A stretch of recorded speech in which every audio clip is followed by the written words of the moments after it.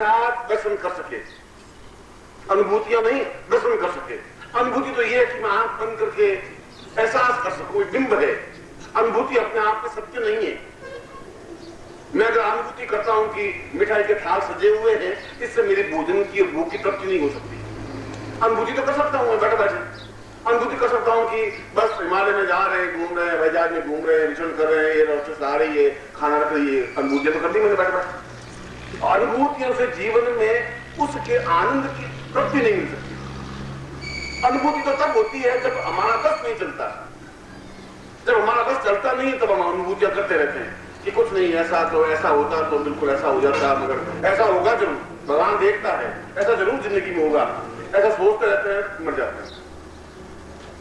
उनके जीवन में न धन प्राप्त हो सकता है, और अगर धन भी प्राप्त हो सकता है तो उस धन का आनंद नहीं ले सकते, खा नहीं सकते।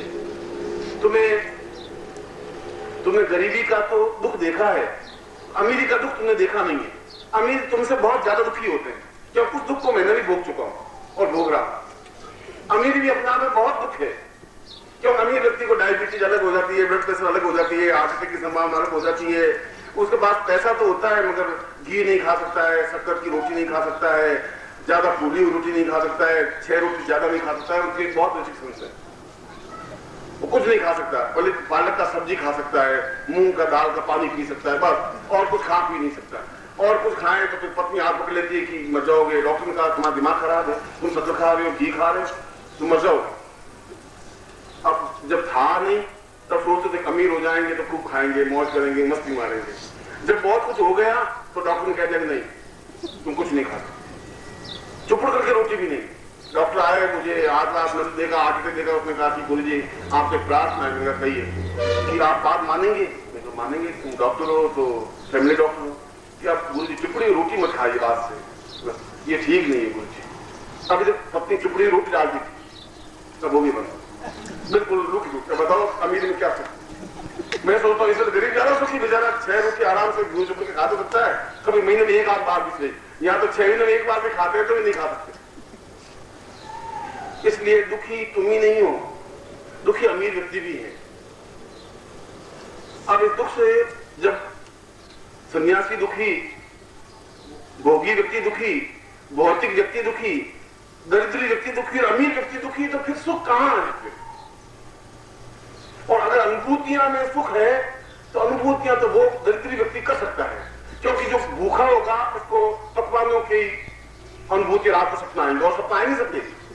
वो गया है मिठाई की दुकान पर, गया है, मिठाइयां थाल सजी हुई है, वो गुलाब जामुन उठाता है, खाता है, 5 खाता है, पेट में हाथ लेकर आंख खुल जाती है, उसको वैसे ही सपना आएंगे। बहुत भोगी व्यक्ति होगा, अय्यासी व्यक्ति होगा तो सोचेगा कि एक परी आई आकाश से आती है, एकदम से हाथ पकड़ती है, बोल क्या इच्छा है, तो यहाँ क्यों बैठा है, चल मेरे साथ। तेरी पत्नी तो बहुत काली करती है, वो आंख खुल जाती है। पत्नी कहते हैं क्यों चिल्ला क्यों रहे हो, क्या हुआ तुम्हें, क्या हुआ? कुछ हुआ कुछ नहीं, तुम बीच में जगा दिया, सब कुछ बहुत शानदार हो रहा था। अनुभूतियां तो हो रही, अनुभूतियां हमेशा रिवर्स होती हैं। जो कुछ तुम्हें प्राप्त नहीं है उनको प्राप्त तुम स्वप्न के माध्यम से करते बस।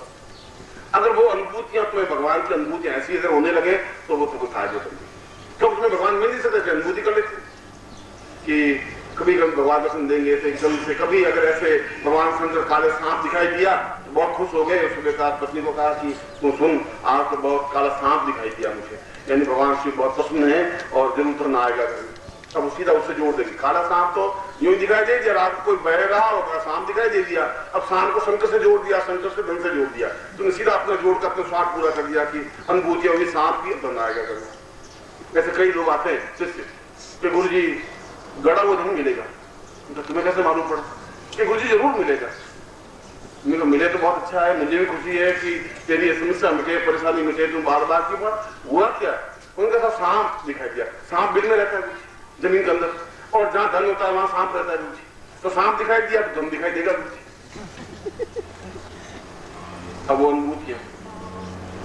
इसलिए अनुभूति, अगर लोग कहते हैं कि भगवान की अनुभूति होनी चाहिए, अनुभूति जीवन में पूर्णता नहीं दे सकती। इसलिए मैं कह रहा हूं जीवन में वो गालिब को कह रहा है कि साक्षात दर्शन हो, प्रत्यक्ष दर्शन हो, हम पूर्ण भौतिक जीवन व्यतीत करें और दर्शन हो। ये बड़ी अनोखी आश्चर्यजनक घटना है। ये तो बिल्कुल एक विपरीत बात है। अभी तक तो शास्त्रों में, वेद में, पुराण में, उपनिषदों में ये कहा है कि अगर तुम्हें भगवान के दर्शन करने हो तो ग्रस्त छोड़ो, सब पत्नी पुत्र का मोह छोड़ो और जंगल में जाओ, तपस्या करो, साधु सन्यासी बनो और भगवान का भजन करो, इतना मंत्र जाप करो, तुम्हें भगवान के दर्शन होंगे। हमने तो ये पढ़ते आए और मैं कह रहा हूं कि नहीं, ऐसा तो जरूरत नहीं है। गालिब कह रहा है आवश्यकता भी नहीं है। और इतना भौतिक जीवन, क्योंकि मैं तुम्हारे जीवन की समस्या तुम्हारे सामने रखूंगा, तब तुम्हें कुछ उपलब्धि प्राप्त हो पाएगी। मैं तुम्हें बहुत दूर की बात बताऊंगा कि नहीं, तुम्हें अगर दर्शन करने हैं तो फिर एक काम करना पड़ेगा, तुम्हें साल भर के लिए जाके गंगोत्री में जाके तपस्या करो, ये मंत्र लिख देता हूं और तुम मंत्र जाप करो और जरूर तुम्हें दर्शन होंगे। अब आप चुपचाप एक बात सुन तो लेंगे, गुरु जी सामने बोलना भी अवज्ञा है, उचित भी नहीं है, मर्यादा अनुकूल भी नहीं है। मगर साल भर के लिए गंगोत्री चले जाएंगे तो पीछे खाएगा क्या है? पत्नी बैठी बैठी जिंदगी को तो पीछे पीछे दौड़ती हुई आती, जो तक दौड़ती हुई आती है तो गंगोत्री तक तो डुबकी लगवा देगी, बहुत मुश्किल हो जाएगी। क्या करें? एक मिनट भी छोड़ दिया मुश्किल हो जाएगी, बहुत गड़बड़ हो जाएगी। अब उसको तो कुछ हो नहीं सकता। बेटी की शादी करनी है गुरुजी, लड़का बड़ा हो गया है, पोता हो जाए तो सुख से मरेंगे, बाकी और अच्छा कुछ नहीं है। अब गंगोत्री तो रहने दो, बस हो गया, वो संभव नहीं है। अगर मैं ऐसा कहूंगा भी तो आप नहीं कर पाओगे। इसलिए वह विधि, वह प्रयोग होना चाहिए जो आप जिस जीवन में हैं उस जीवन में रहते हुए कुछ प्राप्त हो सके। ये बातें कि तुम गंगोत्री पे जाओ या यमुनोत्री पे जाओ या हिमालय पे जाओ, साधना करो, ये तो वो बात कह सकते हैं जिनको खुद को कुछ ज्ञान नहीं होता।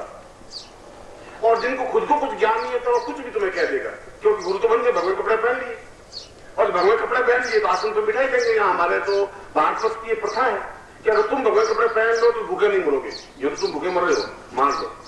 महीने के 800, 1000 रुपये, 1200 मिल रहे हैं और 1200 रुपये तुम्हारा परिवार नहीं चल रहा है, पर आज तो भगवे कपड़े पहन लो, 3000 रुपये महीने कमा लोगे। ये बहुत सीधी साधी खेल, हमारे भारत में ये खेल सबसे अच्छा है। तो उसने कहा है कि नारी बुई घर संपत्ति नासी, मुंड मुंडाए है संन्यास। और मर जाए, खाने की रोटियां नहीं हो तो सिर्फ मुंगा देना चाहिए, भगवे कपड़े पहन लेने चाहिए, फिर कमी नहीं है तुम्हारी जिंदगी में, न खाने की पीने की। वो गृहस्थ बेचारा सोचेगा कि शायद ये गुरुजी है, कुछ दे देंगे, कुछ चीज निकाल के दे देंगे, तो खुद घी खाएंगे नहीं, उनके लिए घी डालेंगे गुरु जी को, लो गुरु जी आप घी खाओ, और दूध का कटोरा देंगे। हम बच्चे चाय नहीं, भाई दूध मिले तुम चाय पियो, कैसे दूध क्या तुम्हें, हम चाय नहीं पियेंगे बच्चे, हम बस और तो दूध ले आप, मलाई उतारना मत।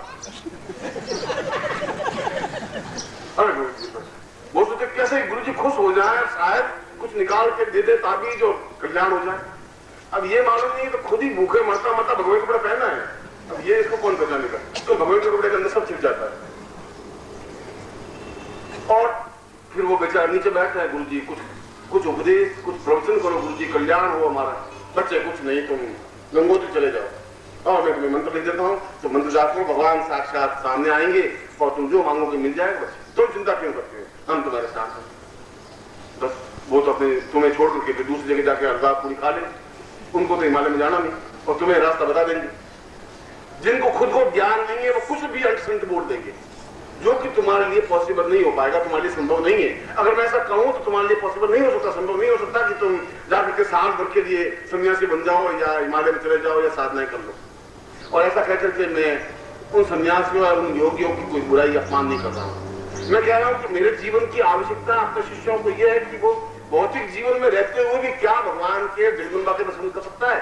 अगर है तो वो विधि होनी चाहिए, ऐसी विधि जो हम कर नहीं सके उससे कोई फायदा नहीं। इसलिए मैंने उस श्लोक का उच्चारण किया है और उस श्लोक में यह कहा कि तुम्हारे जीवन में इस पूर्ण भौतिक जीवन को व्यतीत करते हुए भी यदि तुम उस प्रभु के दर्शन करना चाहो, क्योंकि जीवन की पूर्णता ही मनुष्य पूर्ण ब्रह्म से मिल जाए, मिलते ही सारे जीवन में एक विशेष प्रकार की चमक पैदा हो जाती है। और उस श्लोक में यह बताया है कि तुम अपनी आंखों से उस प्रभु के दर्शन कर ही नहीं सकते, संभव नहीं है। तुम्हारी आंखों में वो ताकत नहीं है, तुम्हारी आंखों में वो क्षमता है ही नहीं। तुम्हारी आंखें 20-25 फीट से ज्यादा कुछ नहीं देख सकती। अगर तुम खाली सड़क है तो मुश्किल से 500 गज तक तो देख सकते हो, 500 गज के बाद में कोई आदमी भी खड़ा है तो पहचान नहीं सकेगी। बस ये तो कह सकते हो कि कोई ये खड़ा तो है आदमी। बस बहुत स्वस्थ तुम्हारी और जवान 22 साल के लड़के की आंख भी 500 गज की दूरी से कुछ नहीं देख सकती। जो 500 गज दूरी से नहीं देख सकती वो भगवान के दर्शन कैसे कर सकती? इसलिए तुम्हारी आंख में वो ताकत नहीं है कि उस भगवान अगर सामने प्रत्यक्ष प्रकट हो भी जाए तो वह तो साफ प्रकार अत्यंत जाज्वल्यमान स्वरूप है उनका, तेजस्वी, हजारों हजारों सूर्य एक साथ जैसे उग गए हो वैसा स्वरूप है। फिर उनके दर्शन तो तुम्हारी आंखें नहीं कर सकती। जब ये आंखें दर्शन नहीं कर सकती तो फिर वो प्रयत्न करने से कैसे हो पाएगा? फिर क्या करें? क्योंकि जीवन का उद्देश्य लक्ष्य तो ये है, ये जीवन और ये जो तुम जीवन जी रहे हो ये जीवन तो प्रत्येक क्षण हर एक मिनट के बाद तुम शमशान की ओर एक एक इंच बढ़ रहे हो। निश्चित रूप से मरना है, इसमें तुम टाल नहीं सकते, तुम्हारे बस की बात नहीं है मृत्यु को टालना। और आज तुम्हारी कुल आयु मान लो 70 साल की है और इसमें तुम 62 साल के हो गए हो, तो फिर 1 साल बाद 1 मील और चले शमशान की ओर, फिर धीरे धीरे शमशान की हो जाती 70 साल के 60 साल होते शमशान में जाके सो जाओ। क्योंकि तुम्हारा प्रत्येक क्षण मृत्यु की ओर बढ़ रहा है और मृत्यु की ओर नहीं बढ़ रहा है। और शास्त्र कह रहे हैं मृत्यु और मां अमृतम गमय, मृत्यु से अमृत्यु की ओर बढ़, शास्त्र हमारा ये कह रहा है। मगर पूछा नहीं वापिस जिसने ये लाइन बोली कि मृत्यु और मां अमृतम गमय, कैसे मृत्यु से अमृत्यु की ओर कैसे बढ़े? तो अमृत्यु से मृत्यु की ओर तो बढ़ सकते हैं। तुम्हारे जीवन में अगर तुम नहीं भी सीखो तभी तुम मृत्यु की ओर बढ़ जाओ, उसके लिए तुम्हें कुछ सीखने की जरूरत नहीं है। शमशान की ओर जाने के लिए कोई नई टेक्निक, कोई विधि कॉलेज में तुम्हें कोई शिक्षा नहीं देता इस बात की, कोई कोर्स में इस बात का कोई सब्जेक्ट नहीं है। फिर भी व्यक्ति निरंतर मृत्यु की ओर जाता ही है। मगर मृत्यु से अमृत्यु की ओर जाने के लिए उस श्लोक में सीधी सी बात कि हम अपनी आंखों में, हम इस आंखों से जब नहीं देख सकते, इस शरीर में वो ताकत, वो क्षमता नहीं है कि हम उस जाज्वल्यमान स्वरूप के दर्शन कर सकें, तो जरूर इस शरीर में कुछ ऐसा तेज आना चाहिए, इन आंखों में कुछ ऐसी चमक आनी चाहिए, कुछ प्राणों में तेजस्विता आनी चाहिए कि हम उस सामने जब तेजस्विता भगवती जगदम्बा का साक्षात स्वरूप सामने खड़ा हो तो हम देख सकें। अनुभूति में नहीं करवाना चाहता, मैं चाहता भी नहीं कि तुम्हें कुछ अनुभूतियां हो। आंख बंद की और एक क्षण की अनुभूति हो भी गई, वो अनुभूति तुम्हारे काम की नहीं, और तुमने अगर पकवान देख भी लिए उसमें तुम्हें तृप्ति नहीं मिल सकती, और सोने के खजाने पर आंख बंद करके बैठ भी गए तब भी तुम्हारे जीवन की आवश्यकताओं की पूर्ति नहीं हो सकती। जब नहीं हो सकती तो वे सब जीवन व्यर्थ है, वह तो केवल छलावा है, एक शिष्य को भरमाने की क्रिया है। और ऐसे गुरु करते हैं, क्योंकि गुरुओं को जब कुछ ज्ञान नहीं होता तो फिर वो बुला देते हैं, छलावा देते हैं, कुछ कुछ इनको क्रिया बता देते हैं, ऐसी क्रिया है। वह नहीं, साक्षात दर्शन होने चाहिए। जैसे मैं तुम्हें देख रहा हूं तुम मुझे देख रहे हो, तो मेरा स्पर्श करते हो, मैं तुम्हारा स्पर्श कर सकूं, ठीक उसी प्रकार से हम अगर भगवती जगदम्बा के साथ बैठ सके, दर्शन कर सके, स्पर्श कर सके, बात कर सके, तब तो बिल्कुल सही है, शास्त्र सही है, मेरे अनुकूल है, और गुरु भी सही है कि वो विधि बता सके। अगर ऐसा नहीं है तब जीवन का कोई अर्थ नहीं है, कोई मूल्य नहीं। और ऐसा जीवन में हो सकता है, मैं हो सकता है शब्द इसलिए कह रहा हूं कि यदि तुम प्रयत्न करो तो प्रयत्न तुम्हें करना, दर्शन तुम्हें करना।